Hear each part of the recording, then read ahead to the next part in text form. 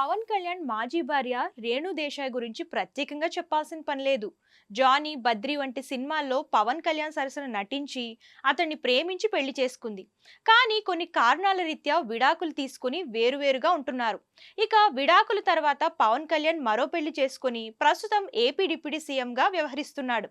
ఇక రేణు దేశాయ్ మాత్రం మరో పెళ్లి చేసుకోకుండా తమ పిల్లల బాధ్యతలను చూసుకుంటుంది. అయితే గత కొద్ది కాలంగా సినిమాలకు దూరంగా ఉంటున్న ఆమె టైగర్ నాగేశ్వరరావు మూవీతో సెకండ్ ఇన్నింగ్ స్టార్ట్ చేసింది.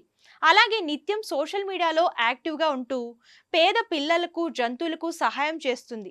తనకు తోచినంత సహాయం చేయడంతో పాటుగా తన ఫ్యాన్స్ కూడా విరాళాలు అడుగుతూ గుడ్ హార్ట్ బీయింగ్ అనిపించుకుంటుంది. అలాగే సోషల్ మీడియాలో పలు పోస్టులు పెడుతూ వార్తల్లో నిలుస్తూ ఉంటుంది. ఈ క్రమంలో ఈ అమ్మడు పోస్ట్ నెట్టింట వైరల్గా మారింది. తాజాగా రేణు దేశాయ్ తన ఇన్స్టాగ్రామ్లో ఓ స్టోరీ పెట్టింది.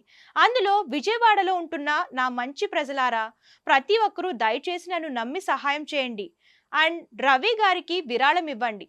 మీరు నా ఎన్జిఓకి విరాళం ఇవ్వకపోయినా పర్వాలేదు, కానీ దయచేసి జంతు సంఘానికి ఖచ్చితంగా విరాళాలు ఇవ్వండి అని రాసుకొస్తూ దండం పెడుతున్న ఇమోజీ పెట్టింది. ప్రస్తుతం ఈ పోస్ట్ నెట్టింట వైరల్గా మారింది.